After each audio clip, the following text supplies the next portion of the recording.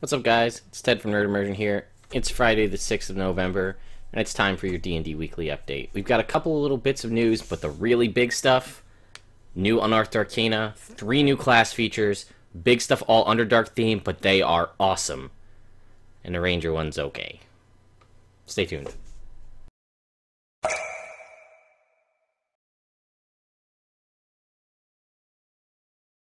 Alright, so we're going to save the Underdark stuff for the end. Let's get the other stuff out of the way, because the Underdark stuff is what you really want to talk about.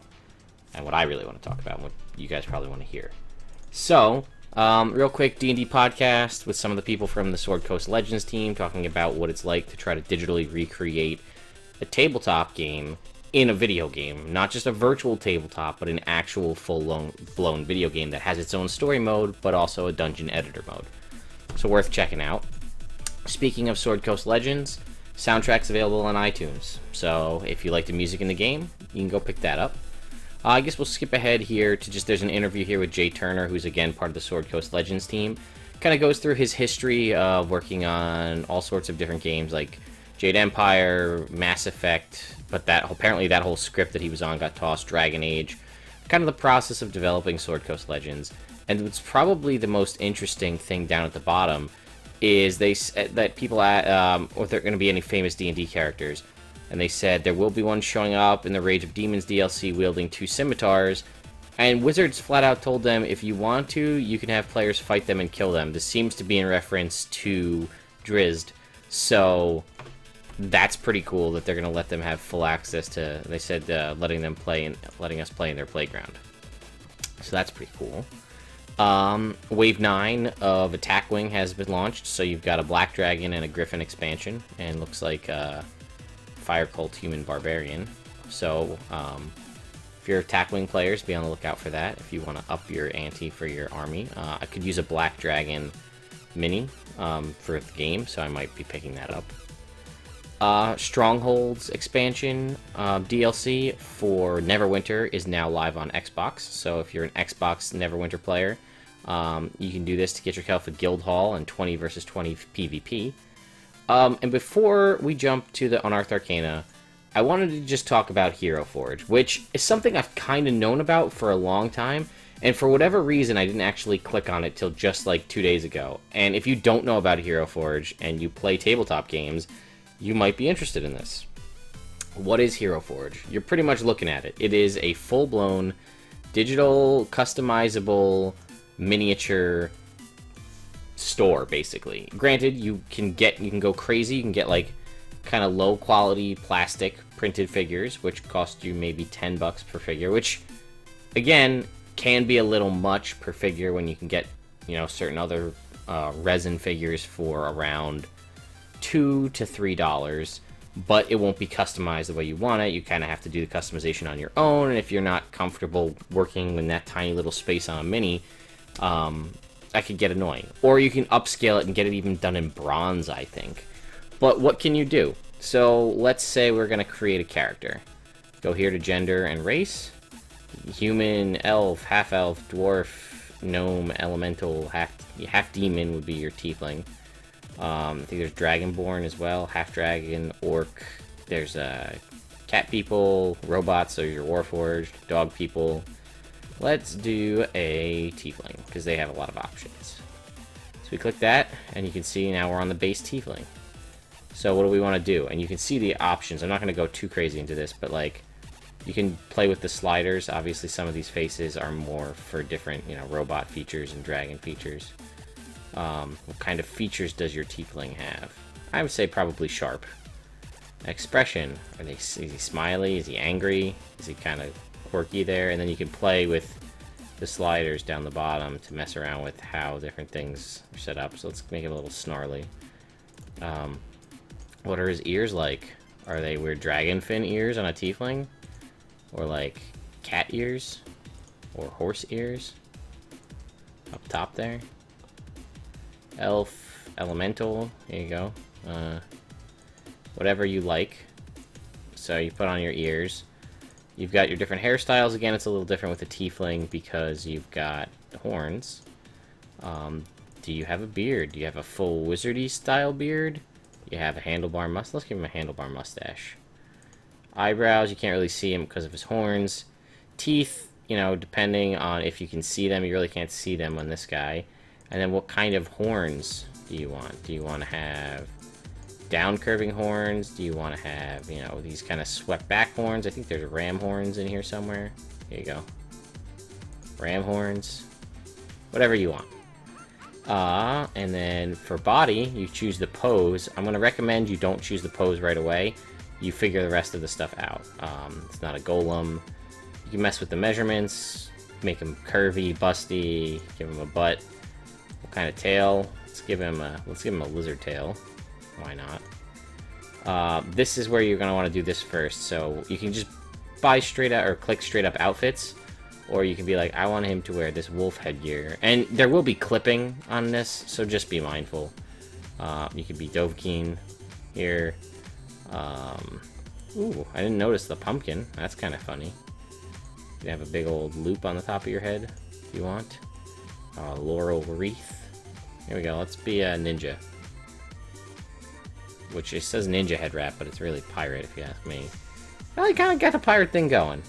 So, you see, we could give him an eye patch, too, and make him more of a pirate. Or skull mask. Or nothing. And then what kind of shoulder armor do you want? And then, like, they tell you kind of what it is. So, half plate, studded leather, whatever. Give him some pauldrons. Chest. So you got a bikini. Kind of weird for a dude to have a bikini, but maybe he's got this ornate chest plate here. Or some robes with his pauldrons, which make no sense. On your back, do you have a sword? Maybe you've got quivers, a nice cloak, perhaps a tattered cloak or a backpack, or maybe a mandolin. Yeah, let's make him a bard with pauldrons, why not? His gloves, he's gonna have fingerless gloves. He can have these gloves. His legs, we'll just choose some pants. Or, no, he's sort of piratey too, so we'll give him cropped breeches. And then some boots. So there you go. And then what kind of items does he have? Well, we said he's a bard. Let's give him a katana in his right hand. You could see if you click this, you can give him 2 swords. But he's not gonna have that. He's gonna have... you scroll down, you can actually get spell effects too. Like here's a hand oh, he's a bard. He could have a hand crossbow. Or turkey leg, tankard, whatever. Scabbard, little arcane pouch, candles. You can see there's a ton of options here. Spell books. So, you can choose a different kind of base. And if you want to put a label underneath the base, you can do that as well. Let's go back to pose. Now that he's got these, if you click this, you can see the different poses that you can get. Some of them will look a little better now because you can actually see, like, that's a pretty sweet pose. Let's go with that. And there's only a couple options, but if your character has a mount, like let's say he rides a pony. Or maybe he rides a warg. There you go. Unfortunately, that does reset your pose. So let's get back that pose that we like. There we go. And then material. This is where you choose the size of it. So if you choose 4 times scale, it's huge because that's the size of a D20. So your 30 millimeter is your typical size. And then what type of detail do you want it to be made in? Steel? Do you want it to be made in bronze? And if you see here, it kind of gives you a little ultra high detail plastic, really high detail, low durability, high paintability. Kind of tells you, and if you click this link, it'll kind of show you the differences in the plastics. There's the plastic. Here's steel. You see it's kind of rough. Bronze is very, very clean. And then there's a little section about how to paint your characters. So, if we wanted to get him in ultra-fine plastic, this one mini would cost you $25. Do you want to do that? I don't know. My problem is if I make a custom mini, how long is that character going to stay around for? Is this character going to be a campaign character and then he's gone? Or is he going to be a long-lasting character I play through multiple campaigns? If that's the case, then I'm going to spend the money, and what is it going to be for? It's $100 for a bronze figure. But, I mean, gotta be honest, how sweet. I might not even paint that. I might just keep it bronze. How sweet is that? So, again, and they have, you can name the character down here, whatever you want, and you can save it, take screenshots, share it to people, and you can save it like a list of your characters. So people can buy you gift cards. Just a really cool option, and I believe this was Kickstarted too, now that I think about it, but really cool stuff. I am probably going to order one for my upcoming game that's going to start in January, and if I do, I will do a full review on the figure before it's painted, and then after I paint it, kind of show you guys what it's look like. I'm probably just going to go for the ultra high plastic, because strong plastic, the paintability's low, the detail's low. If I'm spending the money, the difference for that is strong plastic's 15 bucks, ultra high detail is 25. I take pretty good care of my minis, so I shouldn't be too worried about that, but anyway, Heroforge. So, now, 10 minutes in, the big reveal is the Unearthed Arcana class options. There is 2 fighting styles and 3 class options. So, the new options are Close Quarter Shooter, which is a big one. It gives you basically the best benefit of Crossbow Expert, the lesser benefit of Sharpshooter, and half of a fighting style all rolled into one. So, you do not take, when you make a ranged attack, when there's a hostile creature within 5 feet, you do not take disadvantage on the roll. Your ranged attacks ignore half and 3/4 cover if they're within 30 feet of you, and you have a +1 bonus on attack rolls with ranged attacks. Pretty sweet. Tunnel Fighter is also good, but the mechanic works outside of it, which is kind of what you have to just don't have. Don't have tunnel vision. I'm sorry. You excel at defending narrow passages, doorways, and other tight spaces. As a bonus action, you can enter a defensive stance that lasts until the start of your next turn. Well, in your defensive stance, you can make opportunity attacks without using your reaction, and can use your reaction to make a melee attack against a creature that moves more than 5 feet away, 5 feet within your reach. So, it doesn't... the point is it's supposed to be like you're getting people as they're coming through a doorway or you're trapped in a tunnel, but this could work anywhere. I don't think it's as good as Close Quarter Shooter, or as good as something like Dueling, or Defense, or Great Weapon Master, or 2-weapon... Really, it's there. It's better than Protection, the shield one, but the other ones are still better. Ranger Archetype Deep Stalker. I'm not going to go too much into the fluff because this video is going to get really long, so let's just get into the crunch side of things. Level 3, you're a Master of Ambush. On your first turn during any combat, you gain a +10 bonus to your movement speed. If you use your attack action on that turn, you can make an additional attack. So, at level 3, let's recap. First round of combat, you move 10 feet further, and you can make 2 attacks. 1 regular attack and an additional attack. When you hit level 5, that will go up to 2 regular attacks due to the extra attack feature, and 1 additional attack that doesn't use a reaction, is not a bonus action, it's just a free extra attack. Just flat out for being 3rd level. And if you somehow got access to haste, that would give you 4 attacks as a ranger. Pretty solid. Still doesn't redeem the class or this archetype in general, but a good solid starting point. Let's move on. In addition, you get other benefits. At the end of each such turn, so at the end of, I believe it's at the end of all turns after the first, you can attempt to hide as a bonus action if you meet the normal requirements for hiding. Deep Stalkers often use this ability to make ranged attacks, move beyond the scope of their foe's dark vision, and then hide. Move beyond the sight of their foe's dark vision, that seems kind of weird. Oh wait, at 3rd level you also get dark vision to 90 feet as a class feature. So that has some potential really great options for doing something like being a variant human, and choosing Sharpshooter off the bat, and then getting dark vision for free from your class at level 3, and it's to 90 feet, which makes it better than most space races. You also gain access to additional spells at 3, 5, 9, 13, and 15. You're always able to cast these spells, and they do not count against your number of spells known. Kind of similar to a lot of the other casting classes. So, Disguise Self, Rope Trick, Glyph of Warding, Greater Invisibility, and Seeming. Rope Trick's not as good as it used to be. I'd say the real winner in this whole thing is gotta be Greater Invisibility.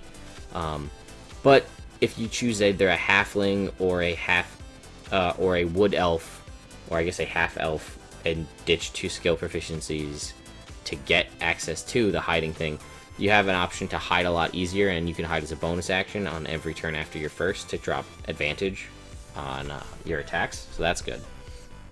7th level, you get proficiency in wisdom saving throws.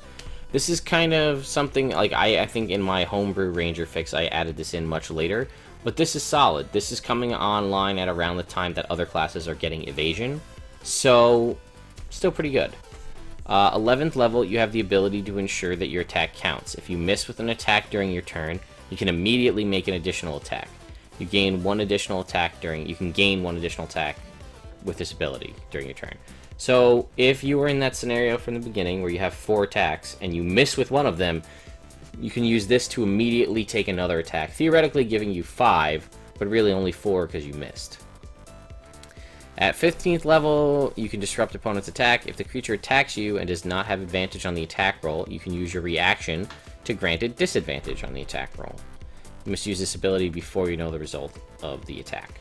So, solid options. I still don't think it redeems Ranger 100%.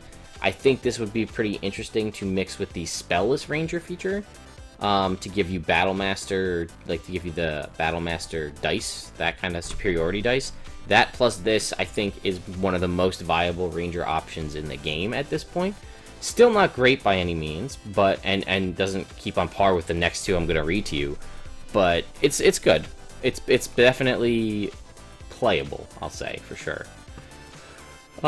Shadow Sorcerer, it's cool because they came up with this idea for quirks for both this and flaws for the Warlock that's coming up.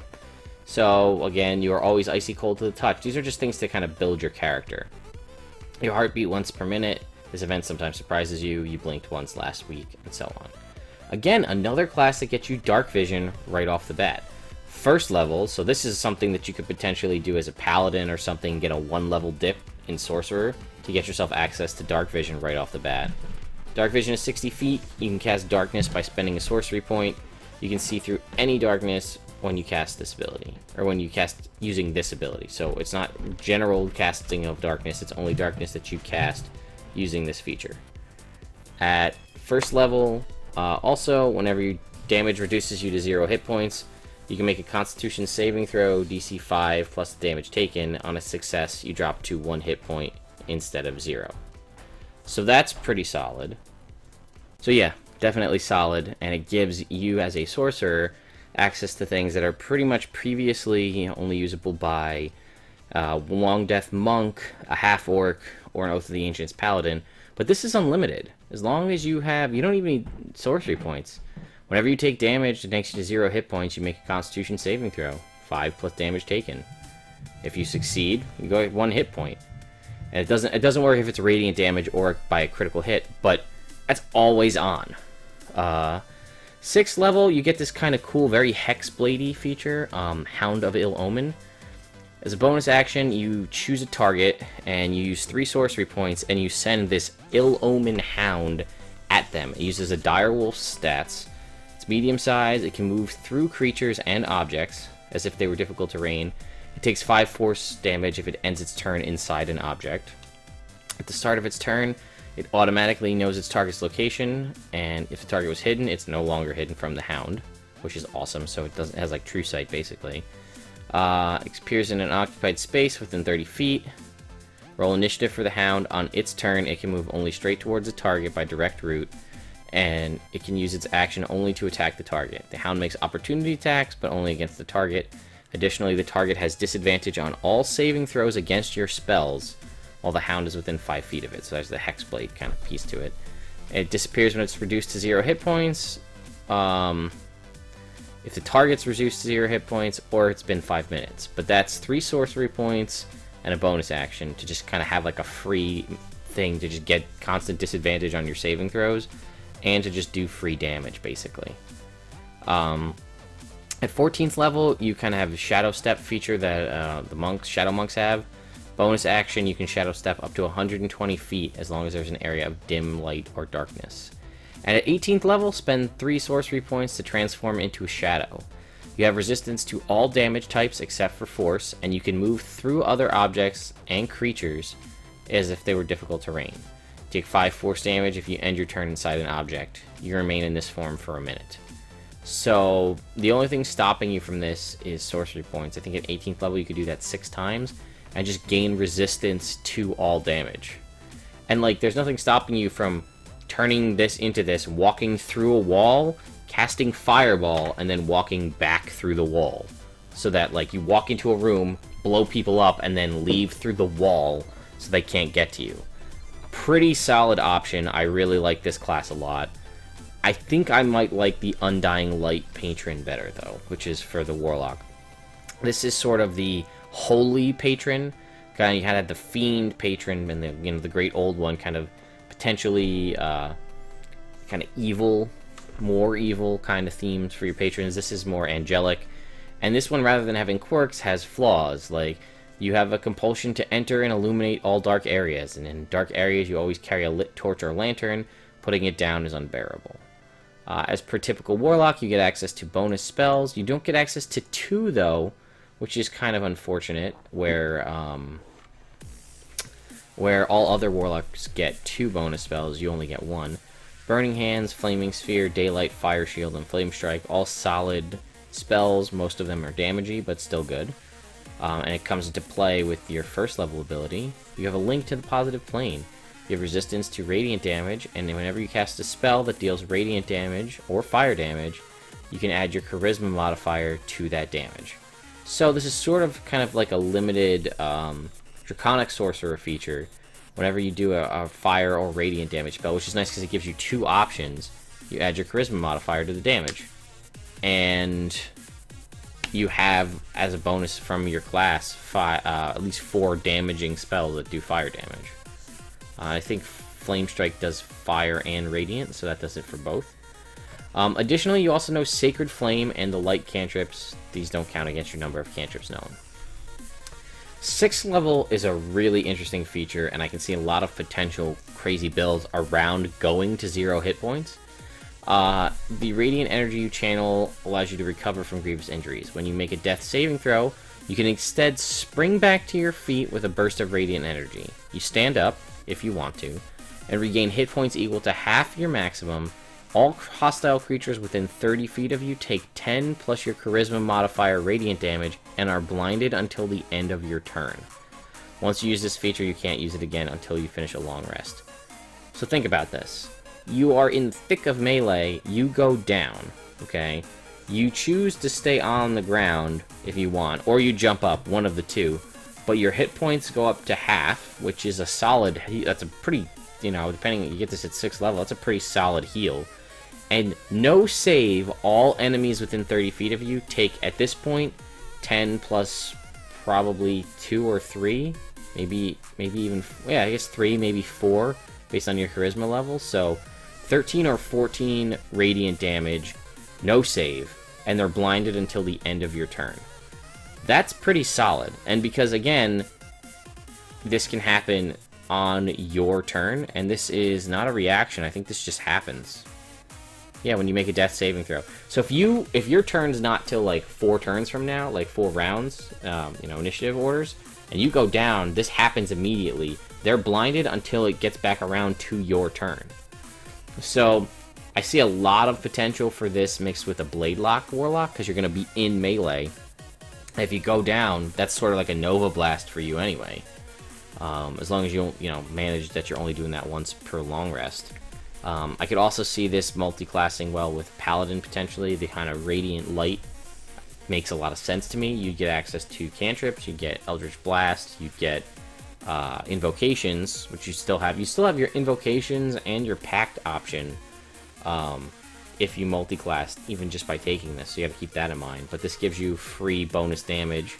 And later on, you actually get some healing.